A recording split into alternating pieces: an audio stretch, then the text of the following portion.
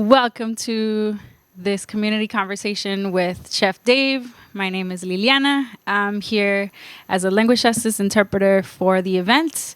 I'm going to make this announcement both in English and in Spanish.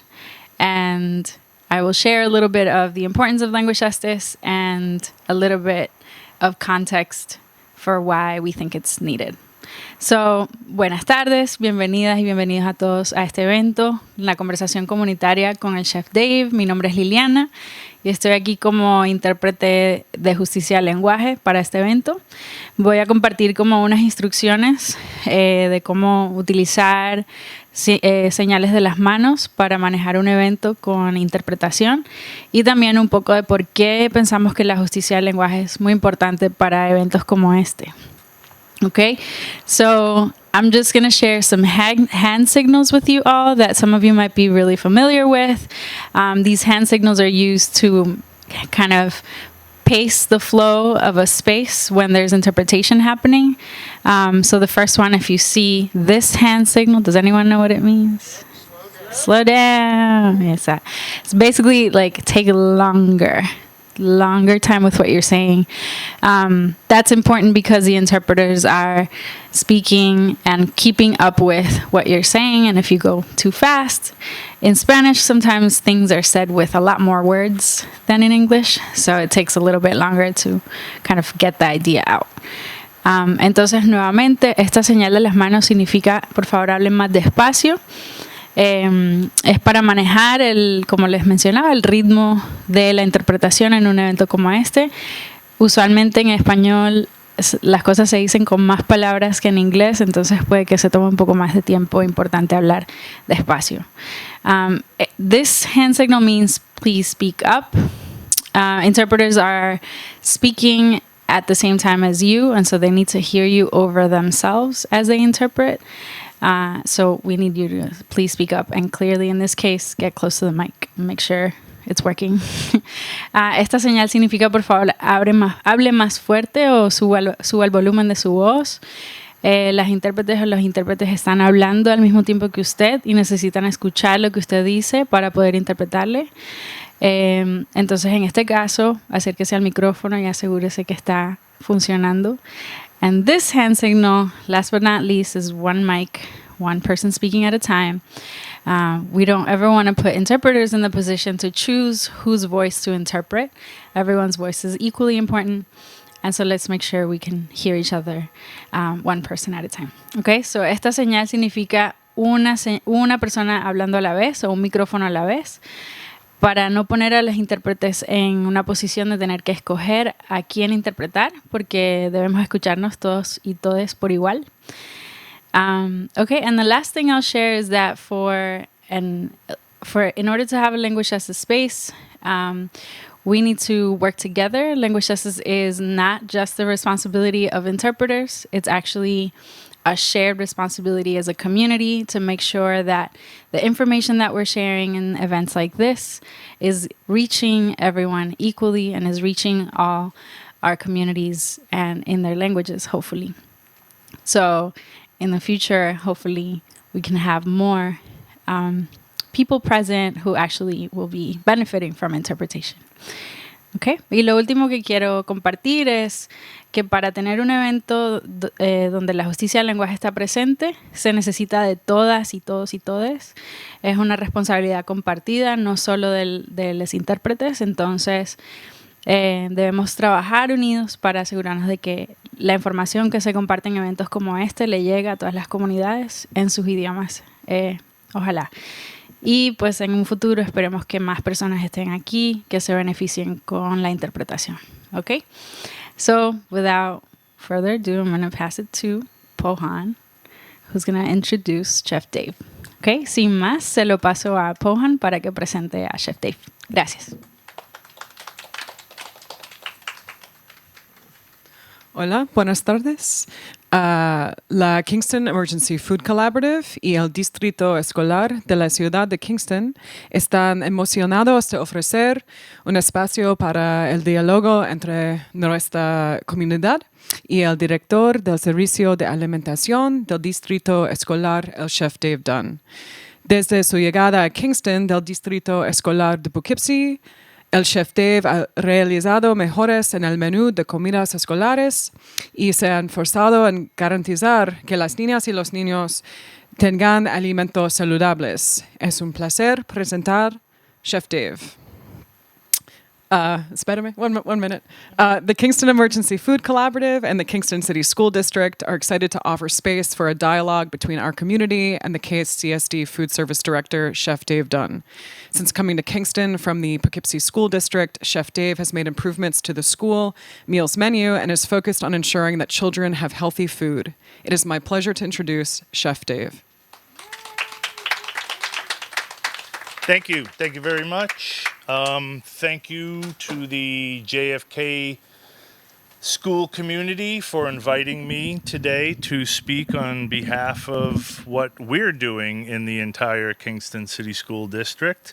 A short list of questions have gone out to the community, and I think I'm going to start this dialogue with those questions. Refer to my notes.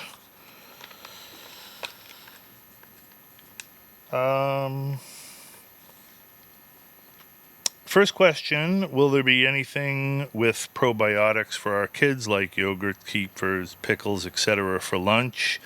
We do serve yogurt, but currently that's on the breakfast menu, not offered on the lunch menu. If any student has sensitivity, allergy, or dietary needs, we will certainly do everything within our power to accommodate those students. Will middle schoolers who are sensitive to frozen meats and fish and don't like those be able to have a large salad as a meal? The answer is yes. We've just recently, in our 26th day of the school year, started offering large salad or entree salads or hummus platters at the high school. We're kind of testing the waters there, and we've had very good response. So I definitely see those trickling down into the middle schools. And that's not to say that the elementary schools won't have a salad option. Today was the chef salad, and that was served in all of our 11 cafeterias in the district. Chef Dave, do you want me to read you the questions? Sure. Okay. Does this need to be turned on? Or can you hear me? Is that good? Hi, everybody. Hi, Chef Dave. Hi. Thank you for coming out tonight. Thanks for having me. So you don't have to read all of them and answer all of them. Just give you a chance to catch your breath. Okay. Yeah. Let's hit number 2. So we'll do like a speed round in a little bit. But no, this first one, so the second one is, why is milk not allowed to be served to children who do not get the entire lunch? Meaning they have their own lunch from home, but would like a milk. Okay, we have 2 options according to State Ed Department, who oversees all cafeteria and food services in the state of New York. The 2 options are, 1, the child may purchase a milk. If that's not an option, other arrangements can be made. But I like the second option. And option number 2 is, in any building, students are required to take 3 components of the meal.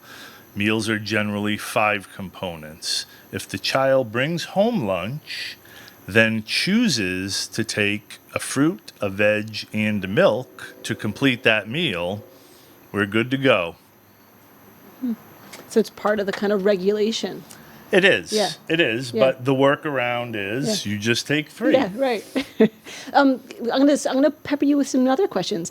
Is there still food bounty tables in some of the cafeterias? At one time there was like Sharing tables? Yeah. There are not, and that kind of falls under the pandemic umbrella. Single service, everything 6 feet apart, everything, you Yeah. know. I like the sharing table concept. I like the practice. I like that if I'm hungry, I can like pick up an apple or something off of the sharing table and have that with my lunch, or drop it into my backpack and have it later. I suspect that once we get kind of through this pandemic piece, that sharing tables will be back. And Cool. I think they'll be welcomed back. Yeah, that's great to hear. Yes. All right, I threw a quick one in there for you. Fine. Keeping you on your toes, Chef Dave. So the third question is, can we bring back some treats for the kids? Like do fun Fridays and have ice cream or ice pops with lunch. The kids, should I stop there? And then I'll No, do the no. next one? Okay. Go ahead. You want the whole one? The kids don't like the wheat pasta or bread. Can we get regular pasta and white bread? Is it possible to make grilled cheese for the kids with soup over the winter? Oh. Also, the kids miss hot breakfast. That's a lot there. You want me to break it up? No. Okay. I miss hot breakfast too. I really do.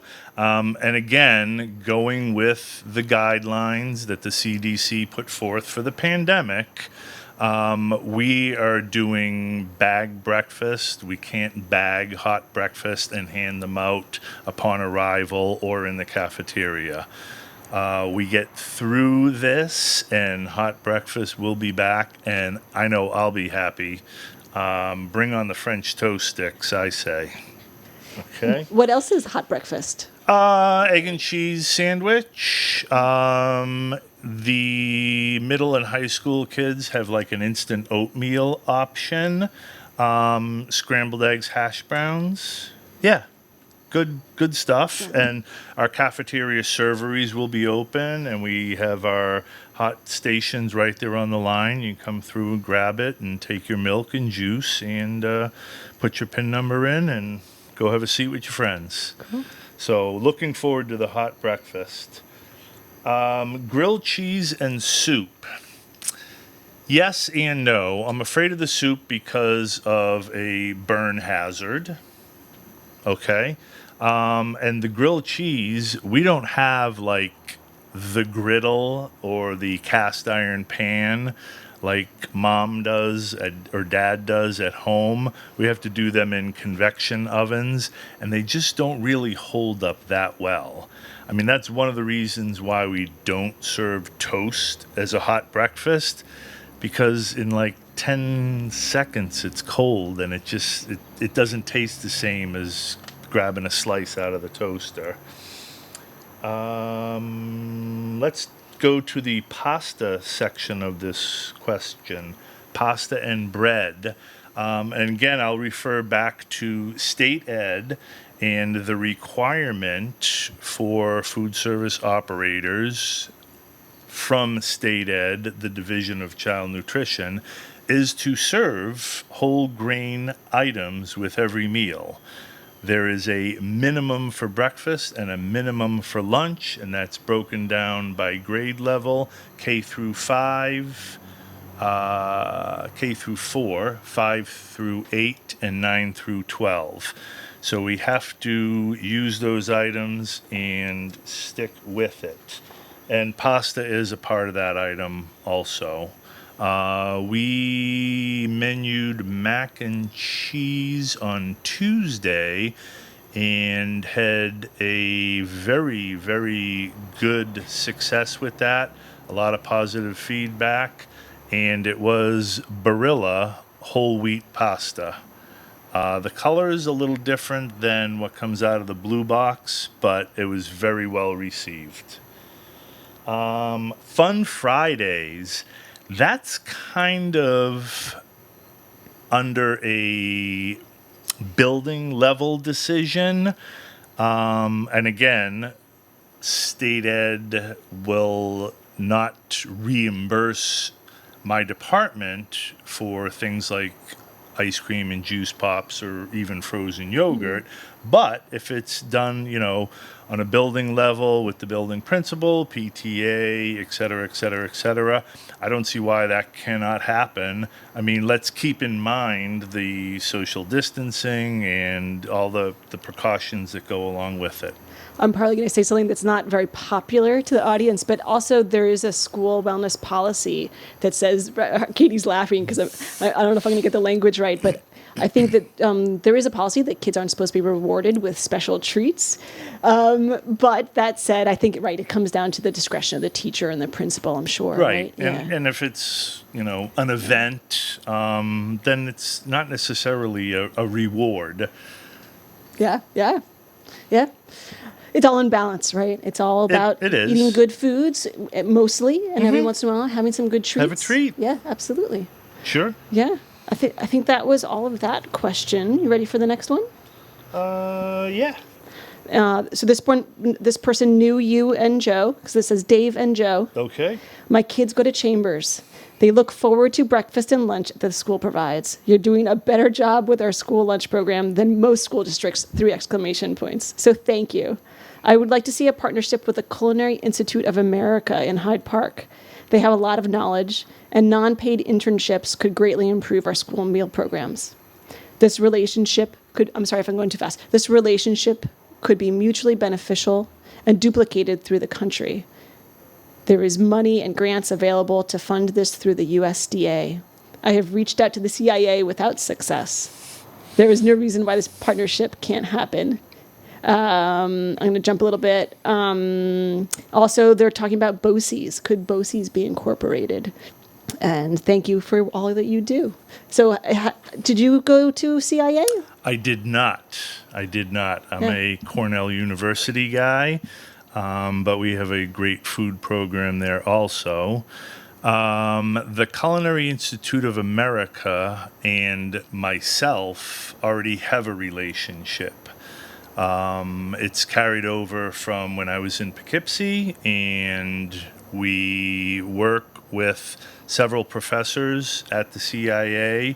I'm kind of their go-to guy when it comes to K through 12 food and the food justice and food insecurity taught by Allison Ryder. She brings her class to me only once a semester, but we talk about what we do in this K through 12 world. So that partnership already exists. I think that I've further strengthened that partnership by taking on interns in the past. I've also sent some of my former students who are currently at the CIA matriculating. And the latest new member to our Kingston Food Service Department is Chef Christie. She's a graduate from the Culinary Institute of America, and she is based out of Kingston High School. And I totally see an after-school culinary arts program being grown out of that kitchen with her and I collaborating on it. Cool. And BOCES, have you connected with the... I've had a couple of quick email conversations with BOCES this past 12 months, even though I've only been here for 7, have been kind of weird with the pandemic for all of us. But we've touched bases, and we have BOCES students at the high school, so I think that we're going to tie those together. And, for me, part of an after-school culinary program doesn't necessarily mean that you have to be a BOCES culinary student. I mean, we're teaching, life skills and interactions with adults. We're learning good sanitation, good knife safety, good basic preparation skills. So if you're not a BOCES culinary student, but you still have desire to participate, then come on in. This feels like it might be a good moment to mention Joe B's after-school program at Boys and Girls Club. Do you want to talk about that? I'll only talk about it if Joe B doesn't want to talk about it. I can feel this one. I got it. Okay. Joe B, for the last 3 or 4 years, has done an after-school culinary club with the Boys and Girls Club of Kingston. On deck right now are 3 of his students who have helped with the preparation and service of the food offerings that we prepared for tonight. About 6 to 8 students max is what Joe B takes in, and it is middle school students and high school students. And I know 2 that are here today have been with Joe B at the Boys and Girls since middle school and now are in high school and continue to represent both Boys and Girls and Kingston City School District. So kudos Yes. to you 3. And anyone who's not here right now is missing out on the wonderful food that they're serving. One of the dishes I had just now was butternut squash, carrots, and what else? You're looking at your menu. What else did you serve? What else? We did the roasted root veggies, which is butternut squash, carrots, and beets. We did a butternut squash hummus on a whole grain crostini. And on the sweet side, we did apple crisp. And quick shout out to Cornell Cooperative Extension. Katie Sheehan Lopez is here representing that organization today. And Katie and I have been working on farm to school projects and how we can better bring farm to tray into Kingston City School District. Kudos to Katie. Wonderful. Whew. All right, we went off script. We did, but we'll have to go that's back. fine. Okay. We got our We got a local lot. foods, and we all had small plates. So I'm going to go to question number 5. They would like to know if more vegan options will be available, including a vegan lunch item. They'd also like to know if there's a plan for items with no added sugar, such as fruit juice, and then if there will be organic options as well. Okay, Yeah. Excellent question. 3-part question, 3-part answer. Vegan options are very expensive and difficult for me to, 1, afford, and 2, to procure from my BOCES approved vendors. So that's a difficult, expensive one. Let's talk about no sugar added, such as fruit juice. All of our juices are no sugar added. They're all 100% juice. Again, requirement of state ed child nutrition program. During the pandemic, we've experienced some holes in our supply chain, and I'm going to reference our canned fruit. And most of that is a U.S. commodity. And the bid spec for the canned fruit and the requirement is juice packed. No heavy syrup, no light syrup. And we've been doing really well in maintaining that up until last month. There's 700 plus school districts in New York State, and everyone's trying to vie for a limited amount of juice pack fruit production. It's running out. It will be back, but the supply chain has just been very difficult since September. Food, paper, soap, bleach, it's all been tough. And vegan lunch items, yes and no. Peanut butter and jelly is something that we offer every day, and it is a very acceptable and vegan lunch option. Again, at the high school, we started with entree salads and the hummus platters that I referenced earlier. So those things are kind of coming around on the horizon, starting again at the high school, and then we'll work it down into the middle and elementary schools.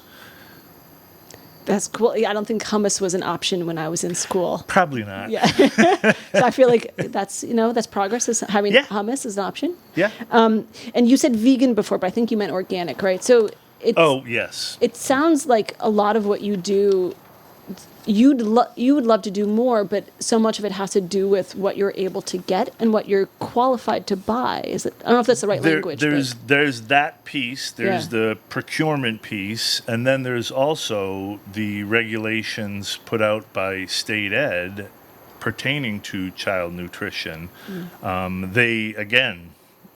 They want the 100% juice. They want the juice-packed fruit. They require that. They require the grain components for breakfast and lunch, protein component, fruit and veg. They will tell me what colors of the rainbow for vegetables I need to serve every week, how much grains I need to serve every week. And, these are things that just didn't kind of get onto the regs willy-nilly. I mean, there's like sound nutritional research behind this. And unfortunately, we have a little catching up to do since the beginning of the pandemic. US-wide, 38 million more children are experiencing childhood obesity and disease just in the last 18 months. So it's progress moving forward, and it is based on sound nutritional facts, menus, recipes, requirements. And also food insecurity, right? During COVID, we've seen much more food insecurity. We have. Yeah. We have. Do you want to mention your backpack program? Yeah, this would be a good time to talk about that. I've been working closely with the Regional Food Bank of the Hudson Valley. We have secured funding for a backpack program for Kingston City School District children that are experiencing food insecurity. My first delivery of backpack food will be Friday the 29th of October. So I've got my food. I've met with Principal DeSico at the high school. We've secured a room to do this program. I've met with several teachers and guidance counselors at the high school. We have identified students that are willing to and would benefit from, managing this program. They're in high school. It's product rotation. It's following the menu. It is the actual stocking of the room, building the backpacks, readying them for distribution. So I've got the food, I got the real estate, I got the labor. We're going to start the first week in November. How would a student self-identify that they'd like a backpack?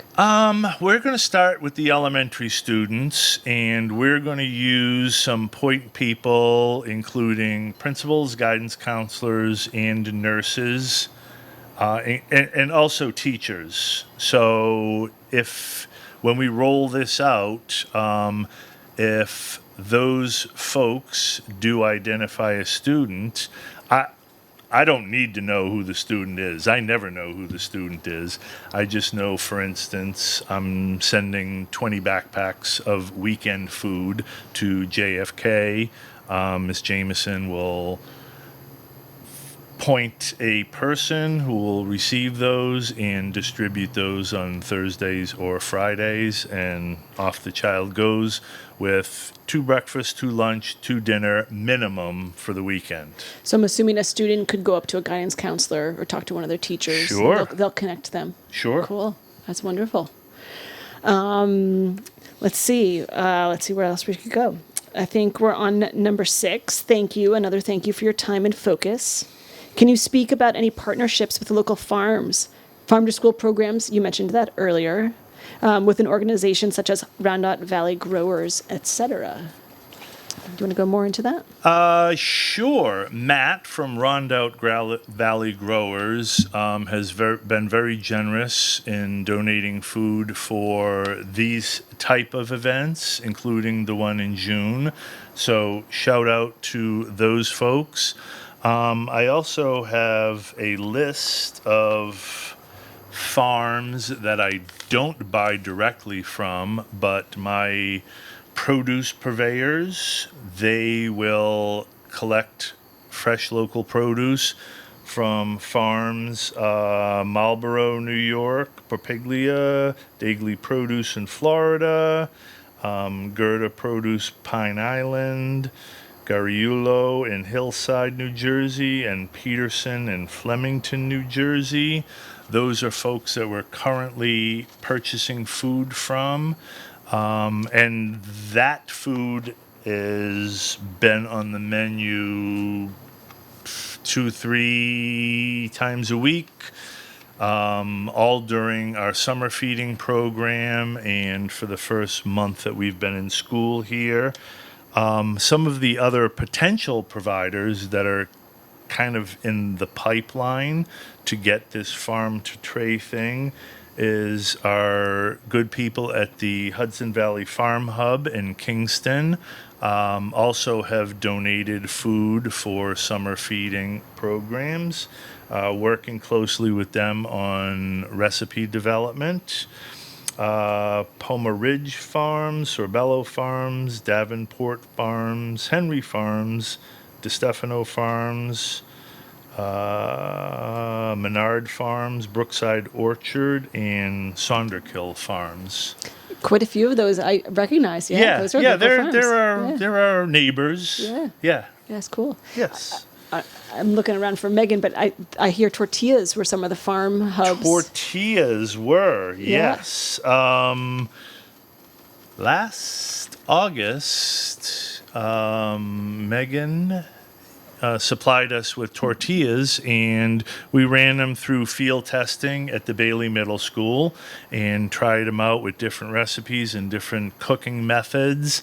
And once we were satisfied with where we were and our comfort level of these field tests and trials, we made tostados and menued them in our cafeteria to our summer school students. Folks from the Farm Hub came and surveyed our students, collected data on their product, which was grown right in Hurley, and served right at Bailey Middle School. And they got a good amount of valuable information, and they're growing. They're looking at milling facilities and test kitchens, and pretty exciting to have neighbors that close that are going to be feeding our school communities. Indeed. I think we're going long, maybe, so I'm going to move us on to number 7. This is a long question, so I'm going to kind of pick up some of the highlights here. Number 7 says, how will you improve the menu to be more universally appetizing for kids? That's a kind of a big question for you, Chef Dave. Mm-hmm. A lot of times my kids would rather eat a jelly sandwich than the hot meal served. They say they can't even have a peanut butter with the jelly, so that's an interesting question. Do you want to start with that? And then let's talk about that. So how will you improve the menu to be more universally appetizing to kids? And depending on the grade level is going to depend on how I develop that. Second graders eat way different than 11th graders. So there's no one-size-fits-all answer for that.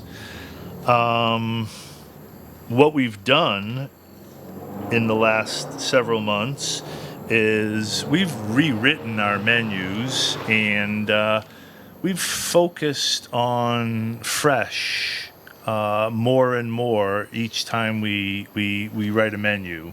So we're introducing, the chef salad, the fiesta salad, the hummus and veggie platters, the jelly sandwich. We do offer PB&J, and they're very well received. We have a good amount of children that consume those. Not necessarily every day, but often. The peanut butter part of that again is a building level decision. If you have one child or multiple with a severe peanut allergy, then you're not going to have any peanut product in that building. It's just as simple as that. If we don't get our protein piece with a jelly sandwich, and we often don't, we will either make a cheese sandwich or serve the jelly sandwich with string cheese, mozzarella cheese. Make sure we get our protein in there. I know at Edson there had been sometimes like peanut-free zones. Mm-hmm. So I know that has been in one. Oh yeah, one school. It's real. Yeah. Yeah. But yeah, I think in Edson anyway, my daughter always seemed to have access to peanut butter and jelly sandwiches as an option. The question goes on to breakfast is just cereal every day and rock hard little bagel, basically. Is that what does breakfast look like right now during COVID? Breakfast right now looks like cereal every day and a little bagel. Shouldn't be rock hard, but it's a cold breakfast. It is unitized in one bag to limit the contact. It's a single service thing. They're packaged to again limit person to person contact. The child is handed a bag with every component that they need in there, including the cutlery kit and any condiment that goes along with it, milk, juice, entree, grain, etc., and off you go. We touched on this very early in the conversation about hot breakfast, and sign me up. Yeah, I can't wait till it comes back. So part of that's COVID right now. Sure. Yeah. Sure. And then they said the lunch menu doesn't vary much. So in the past, it did feel that way. I think like pizza was always like on Fridays and chicken nuggets was always on Wednesdays. But I'm hearing you talk about kind of switching out the meals regularly. Yeah. How often do they get changed? It was a cyclical menu for a long time, and it was a 5-week cycle, and you would roll through it, and certainly by January, February, you kind of figure out what this Wednesday's meal is and next Friday's what that meal is. We are not using a cyclical menu, but we are using a seasonal menu. So we're writing it according to the weather and what's growing and what's available fresh for us. Pizza is still always on Friday, though. Yeah, well, that's kind of the go-to. And my daughter loves the pizza, so yeah. Yeah. We might have. I think you'd have a revolt if you didn't have revolution. Yeah.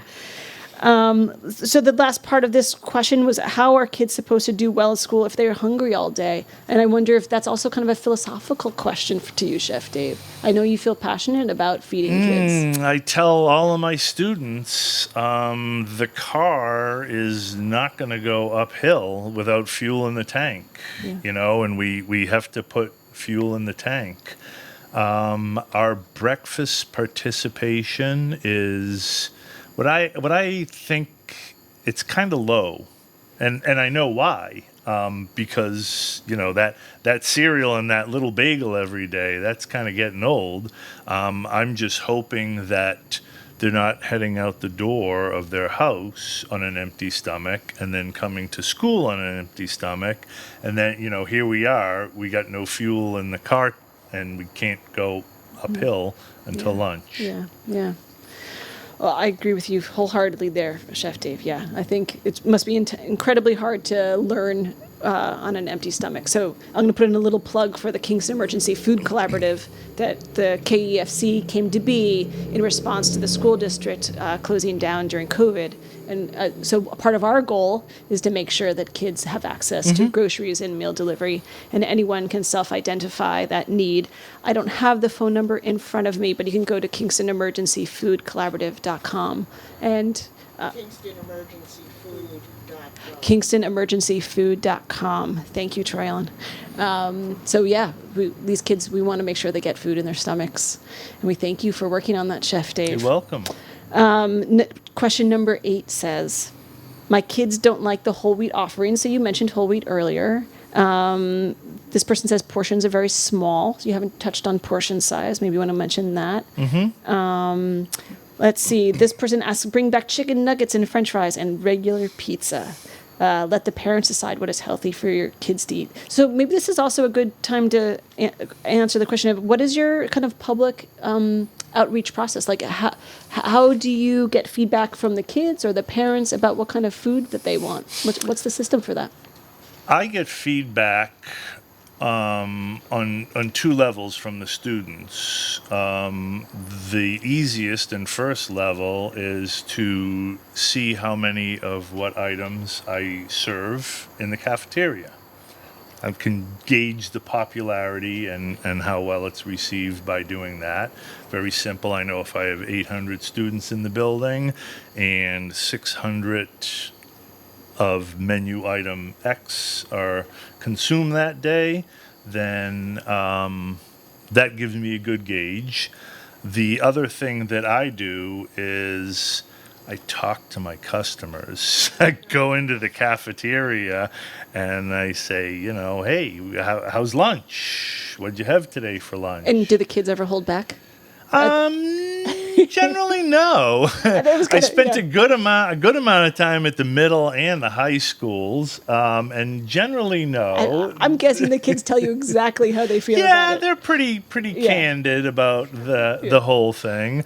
The other thing that I do or we do as operators is you do a plate waste study, a fancy name for walking through your cafeteria and seeing what's in the trash can. That'll tell you, what needs tweaking, what doesn't need tweaking. Yeah. These conversations, I think you've been getting some, feedback from people about what they'd like. And so let me make sure that we answered that question. So there still are chicken nuggets and French fries and pizza. Am I correct about that? There are, and we can talk about that and the portion size piece of this. The chicken nuggets that we serve in Kingston City School District, they are chicken nuggets. The only difference is our chicken nuggets come with a whole grain breading, and again, requirement of the program. The French fries, we no longer have fryers, deep fryers in our kitchens. So those have been them? gone for quite a while. We use a convection oven, which is essentially an institutional version of an air fryer. So it's not necessarily the same fry that you would get at a fast food, but it's pretty darn good, and better for you, I feel. Portion size. Again, we have minimums that are guided from Child Nutrition, New York State Ed, and we follow those. It is printed on our menu that if you're consumed your meal and you're still hungry, you can certainly take another fruit or another vegetable or both. Yeah, cool. We've got 2 left. Let's go we're gonna wrap this up, Chef Dave. Let's do it. We could talk all day. In the near future, are there any plans for more options for kids with allergic reactions? They mentioned almond milk, gluten-free pizzas, alternative cheeses. Anything about that? We do have children with allergies. Yeah. That's a fact. Every building has children with allergies. We do everything within our power to accommodate those children because we don't want any tragedies to occur in the lunchroom. The allergies are real. Again, going back to some of the vegan or organic questions that we touched on earlier, I do have a difficult time, one, affording those items, and two, finding a purveyor who can carry them for me.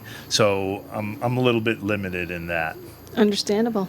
And then the last question is about adding more healthy things and not so much processed stuff. Yeah, and I think we've touched on that Yeah. 2 or 3 times in the conversation. Again, just to summarize that real quick, we've went from a 5-week cycle menu to a seasonal menu, and that is reducing the repetitiveness in the menu and adding more fresh items that we talked about in the farm to tray program. That's wonderful. So is there any questions? Anybody? Any questions that we haven't covered? Anything? No? Troy Ellen, go ahead. I think there were just a couple of more questions. Chef Dave, did you receive from a community member? I did, but in the interest and being respectful of everyone's time, I think I'm going to reach out to that parent and have the conversation either in generalities or in specific to that parent's children. And So I think that'd be the best way to do that. So D Dunn at KingstonCitySchools.org. Shoot me an email. I promise I'll get back to you. Yeah, maybe that's the best way to kind of end our conversation. It's is a that good- The conversation yeah. continues. Yeah, and people it can always does. reach out to you. Yep, Yeah. absolutely. All right. Thank you, Radio All right. Kingston. Charlie, I'm going to be off camera, but I just wanted to thank you, Emily, for emceeing this part of it. Thank you, Chef Dave Dunn. My pleasure. Thank you, Joe B. Joe Bees, and the Boys and Girls Club Clubs. participants. Yeah. everybody. And we will have one of these again in the spring, probably at one of the other elementary schools. And we look forward to hearing what's happened between now and then when we talk to you again. A lot of good stuff. So thank you very much. I Thank you. appreciate it. Thanks for all the heavy lifting. And thanks to all of you watching at home. All right. Thanks, Chef Dave.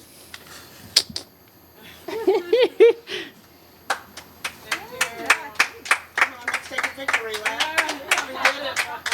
And the fact that you had the camera pointed, lets know how many people weren't here.